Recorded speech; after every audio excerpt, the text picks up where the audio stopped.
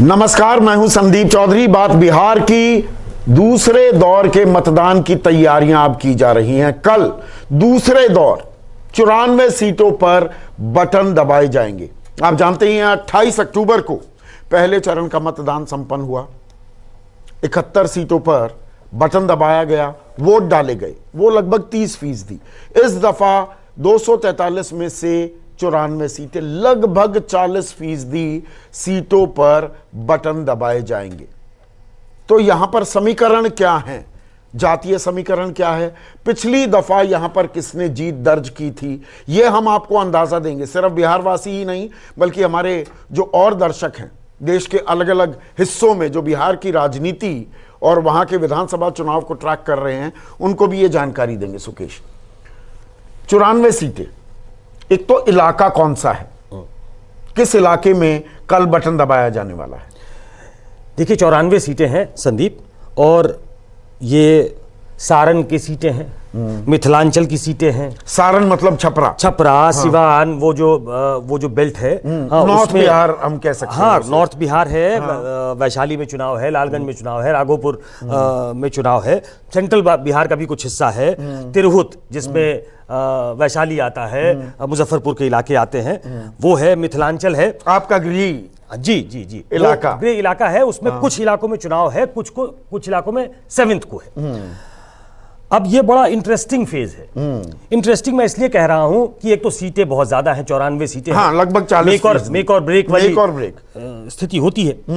पिछली बार का एक आंकड़ा दर्शकों को याद करा दूं, जो अवेयर दर्शक हैं उनको शायद मालूम भी होगा।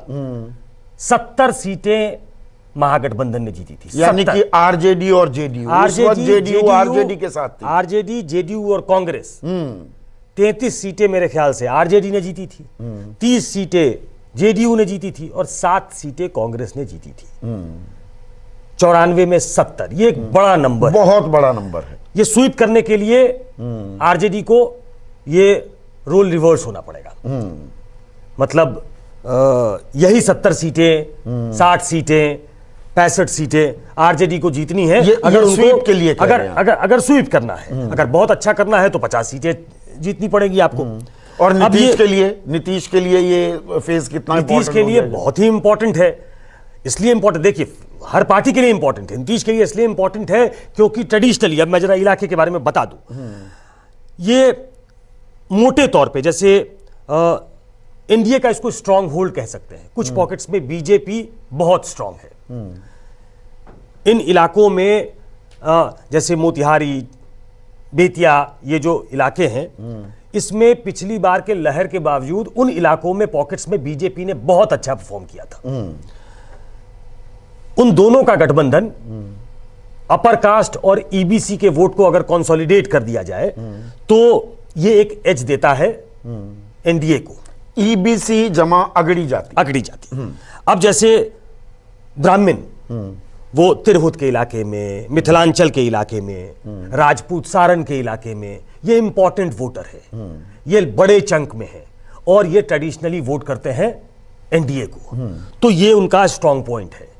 अब ईबीसी जैसे मल्ला, ये गंगा के इलाके का, चाहे दरभंगा ले लीजिए, मधुबनी ले लीजिए, भागलपुर ले लीजिए, ये जो मल्लाह के इलाकों का क्षेत्र है, साहनी, जिसके मुकेश साहनी एक नेता के तौर पे उभरे हैं, जिनको 11 सीटें दी गई हैं, और ये अग्रेसिव कास्ट है, अपना वोट कास्ट करता है और फील कराता है लाउड वोटर। हाँ, हल्ला भी करता है, ये लाउड वोटर है। तो ये वो इलाके हैं जहां एनडीए को लगेगा कि ये हमारी बढ़त वाला इलाका हो सकता है। एनडीए ये अंदर खाने ये मान रहा था कि पहला फेज आरजेडी का इंपॉर्टेंट है, वो उनका स्ट्रांग होल्ड है, सेकेंड फेज में वो कमजोर होंगे, थर्ड फेज में वो और कमजोर होंगे। तो उस लिहाज से अगर उनकी थिंकिंग के हिसाब से भी अगर आप देखें तो ये उनका बहुत ही स्ट्रांग क्षेत्र है। इसलिए आपको ध्यान होगा कि नीतीश कुमार, नरेंद्र मोदी ने इस इलाके में पूरी ताकत झोंकी है। 2 करोड़ 86 लाख वोटर हैं, लगभग 3 करोड़ मान लीजिए।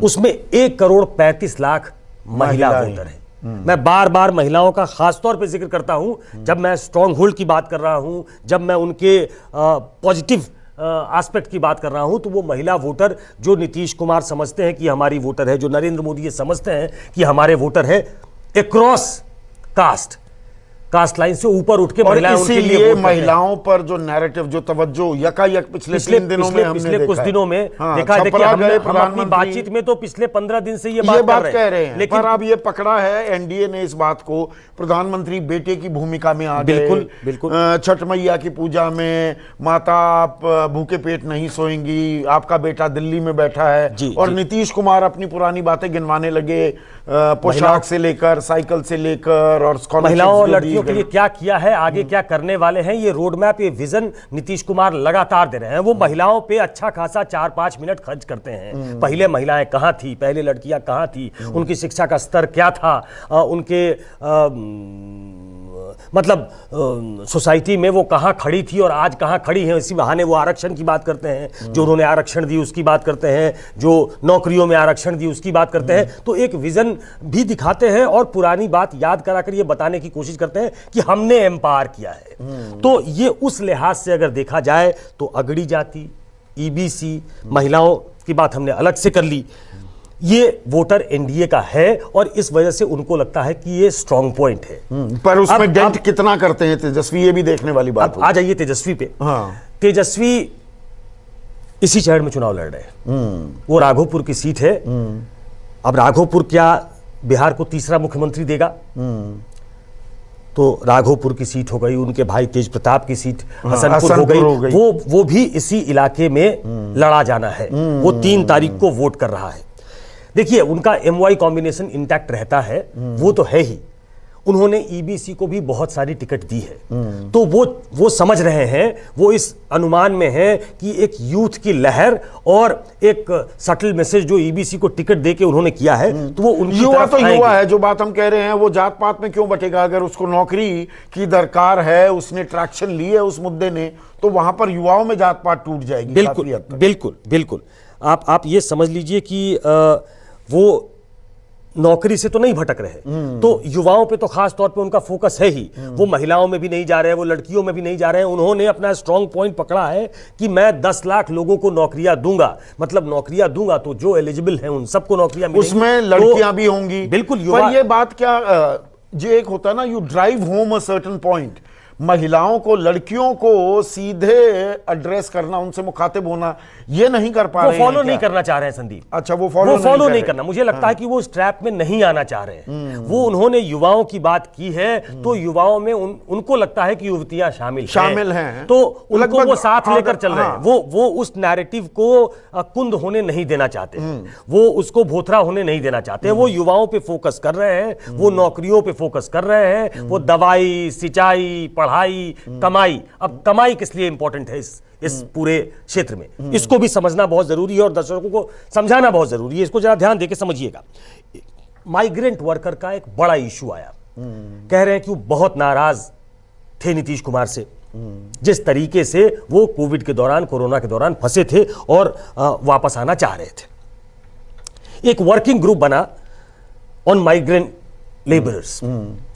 ये ministry of housing and development, central government की का एक ग्रुप था, और उसने ये पाया कि जो बिहार के 17 जिले हैं, कुल अगर देश में माइग्रेशन है जो एक जगह से दूसरी जगह जाकर काम करते हैं, तो कुल 17 जिले के वर्कर्स कंसिस्ट ऑफ लाइक 25%। उन 17 जिलों में ही कुल वर्कफोर्स का 25% है। मतलब 1 करोड़ अगर प्रवासी मजदूरों का पलायन हुआ, बिल्कुल आसान भाषा में दर्शकों को समझाएं, देश भर में, तो 17 जिले वो ऐसे थे जहां से 25 लाख लोग थे, 25 लाख प्रवासी मजदूर। नहीं, 25 लाख नहीं, उसको थोड़ा इस तरीके से समझिए कि टोटल अगर माइग्रेशन है, उसका 25% 17 जिलों से गए। ओके, उसका 25%, एक बड़ा हिस्सा है, सिर्फ 17 जिले। देश भर में जो जा रहे हैं लोग, बिल्कुल, वो 17 जिलों से जा रहे हैं, उनकी वो 25% कंसिस्ट करते हैं। और ये 17 जिले, और ये 17 जिले जो हैं, उनमें मैं रिसर्च कर रहा था, एक दरभंगा है, मधुबनी है, समस्तीपुर है, सारण है, सिवान है और पटना है। ये सब पोल्स में जा रहे हैं। सब पोल्स में 6 बड़े जिले हैं। अब ये 6 बड़े जिले जहां चुनाव है, जहां से लोग अपनी रोजी रोटी कमाने के लिए बिहार से बाहर देश के अलग अलग हिस्सों में जाते हैं, गए थे, वो और वापस भी आए। अब उनमें से बहुत सारे वापस चले गए हैं, लेकिन बहुत सारे हैं और क्या नाराजगी है उनमें, नाराजगी है, दिहाड़ी गई, घर नहीं आ पाए, मैं इसीलिए इसको अंडरलाइन करना चाहता हूं। बसों का इंतजाम नहीं हुआ, 40 दिन बाद ट्रेन खोली गई, हम पैदल चलते हुए आए, वो गुस्सा, वो नाराजगी, वो परेशानी दिहाड़ी जाने की, वो नाराजगी क्या वोट में तब्दील होगी? जो वहां रुक गए हैं, कुछ पर्पसली रुक गए होंगे कि हम वोट गिरा के जाएंगे। क्या वो एंगर, क्या वो गुस्सा, क्या उन्होंने जो पीड़ा झेली है क्या वो नीतीश कुमार के खिलाफ वोट देकर बताएंगे? नीतीश कुमार का कहना है जो आए थे उनमें वो तर्क है कि उन पे हमने खर्च किया, उनको हमने ताकत दी, उनको हमने, जैसा बताया जा रहा है, अकेला नहीं छोड़ा, हमने आने के भी पैसे दिए, तो वो हमारा वोटर है। आम आदमी मानेगा।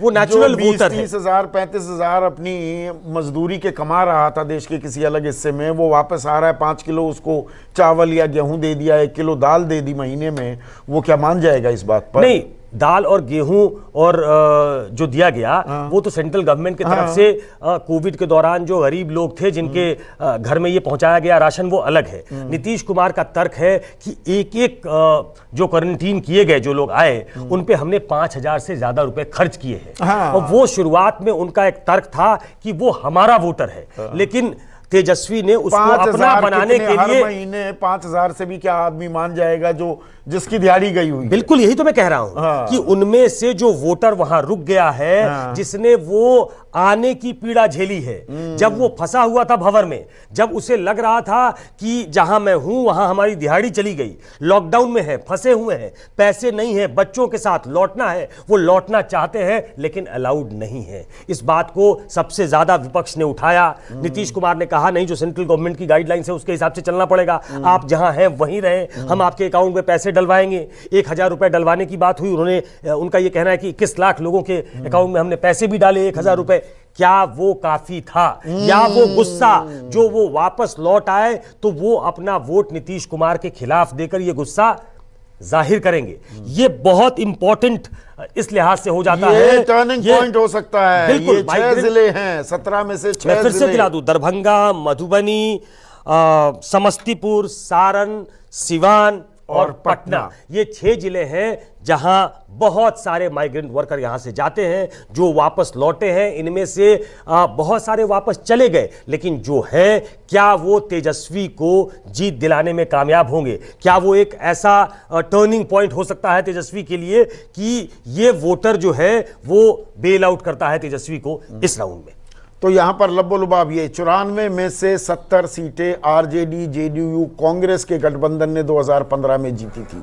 इस बार यही चुनौती अब जेडीयू, बीजेपी के सामने है। यहां पर उन्हें अच्छा करना होगा, लेकिन प्रवासी मजदूरों का जो दर्द है, पलायन का जो गुस्सा है, क्या वो इन सारे समीकरणों को तहस नहस भी कर सकता है? ये देखने वाली बात होगी।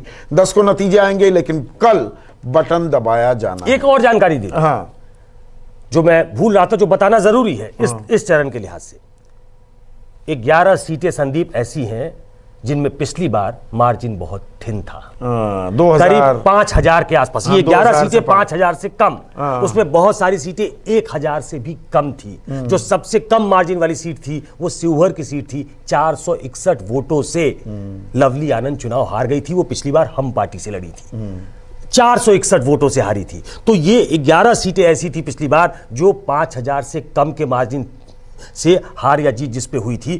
क्या स्थिति अगर वैसी होती है तो वो 11 सीटें समझिए, इस बार भी अगर 10 से 11 ऐसी होती है जो बहुत कम मार्जिन से इधर उधर होने वाली हैं, तो वो भी इंपॉर्टेंट होगा इन 94 सीटों। एक छोटा सा सवाल और मैं पूछना चाहूंगा। आपने राघोपुर का जिक्र किया। देखिए, जब एक इलाके में ये होता है कि हमारा विधायक मुख्यमंत्री बन सकता है, तो ट्रैक्शन अलग हो जाती है उस इलाके में। और मैं हरियाणा का उदाहरण दूं, क्योंकि मैं हरियाणा की राजनीति समझता हूं अच्छे तरीके से। करनाल से मनोहर लाल खट्टर अगर लड़ते हैं तो वो सिर्फ करनाल तक महदूद नहीं रहता, आसपास कैथल, कुरुक्षेत्र और अंबाला, इन इलाकों तक भी। इस बार वो 40 ही सीट जीत पाए, अपने दम पर बहुमत नहीं मिली, लेकिन जहां सबसे ज्यादा सीटें अगर इलाके की देखें तो वो करनाल, कुरुक्षेत्र, अंबाला इलाके में ज्यादा दखल दिखाई दिया बीजेपी का। क्या तेजस्वी का राघोपुर से लड़ना वो ट्रैक्शन भी देगा आरजेडी देखिए, को? ये एक बड़ा इंपॉर्टेंट सवाल है। ये बड़ा फियर्सली कंटेस्टेड इलेक्शन है। इसमें बहुत सारी चीजें मैटर कर रही हैं। राघोपुर में तो सर्टेनली उनको एक एज मिलता है, क्योंकि उनके पिता, उनके माता वहां से चुनाव लड़ चुके हैं, जीत चुके हैं। पिछली बार उस क्षेत्र ने डिप्टी सीएम दिया था। इस बार उनको इस बात का गुमान है कि इस बार वो सीएम चुनकर दे रहे हैं। अब वो राघोपुर में तो ठीक है, लेकिन उसके आसपास के इलाकों में वो पर्कुलेट करके गया है कि नहीं, इसका बहुत क्लियर कट अभी अंडरस्टैंडिंग नहीं है। लेकिन ये बात जरूर है इस फैक्टर को भी कंसिडरेशन में पर हमें लेना चाहिए, बिल्कुल लेना चाहिए। लेकिन उसका एक फ्लिप साइड आपको बताऊं। महुआ की सीट है बगल की। महुआ की सीट से उनके भाई लड़ते थे। अगर वो इलाका इतना क्लियर कट विनिंग तो वो ये वाला इलाका होता कि स्टेट अवे विक्ट्री है, तो वो अपना क्षेत्र चेंज करके क्यों गए? ये एक सवाल है। ये कयास लग रहे थे कि राघोपुर में खुद तेजस्वी थोड़े कमजोर हैं। बिल्कुल, ये शुरुआती दौर में ये कयास लगाया गया। देखिए, जो बड़ा नेता होता है उसके खिलाफ शिकायत भी ज्यादा होती है, उससे अपेक्षा होती है कि वो हमारे क्षेत्र में आएगा। लेकिन वो चूंकि पूरे बिहार का नेता है तो उसको शायद मौका कम मिलता है। तो उनके न आने की वजह से, उनके कुछ प्रॉमिसेस जो अनफुलफिल्ड रहे होंगे, उनकी वजह से वो नाराजगी थी। लेकिन ये कहा जा रहा है कि उसको पार्ट दिया है इस बात ने कि इस बार वो मुख्यमंत्री चुनने जा रहे हैं। और चूंकि गोलबंदी इतनी तेज हो जाती है कि वो इलाका, वो क्षेत्र, वो कॉन्स्टिट्यूएंसी पट जाती है। लेकिन विपक्षी इस बात को जरूर, जब इस बात को बढ़ाने की कोशिश होगी कि इस पूरे क्षेत्र में तेजस्वी की वजह से सीधा प्रभाव पड़ेगा, क्योंकि ये इलाका मुख्यमंत्री दे रहा है, तो वो कहा जाएगा कि हसनपुर क्यों चले गए, तेज प्रताप तो रह सकते थे। इसका मतलब ये इलाका सेफ नहीं है। तो वो जो आप कह रहे हैं कि क्या उनका प्रभाव आसपास के क्षेत्रों में भी पड़ेगा, जो आरजेडी को एक एज देगा, उसमें थोड़ा सा चलेगा। उसी की मैं पलट तस्वीर हरियाणा की बता दूं। करनाल में तो वो तो डिफेंडर थे और भूपेंद्र हुड्डा चैलेंजर थे। तो रोहतक, झज्जर, उन इलाकों में जो उनका गढ़ था और जहां से वो हारे और उनके बेटे भी हारे लोकसभा चुनाव, पर जब विधानसभा की बारी आई, अरे भूपी बनेंगे मुख्यमंत्री, तो उन इलाकों में सबसे ज्यादा ट्रैक्शन दिखी थी कांग्रेस पार्टी की भी। तो ये चुनाव बड़ा दिलचस्प है और कल का चरण तो बहुत अहम है। अभी के लिए बस इतना ही। नमस्कार।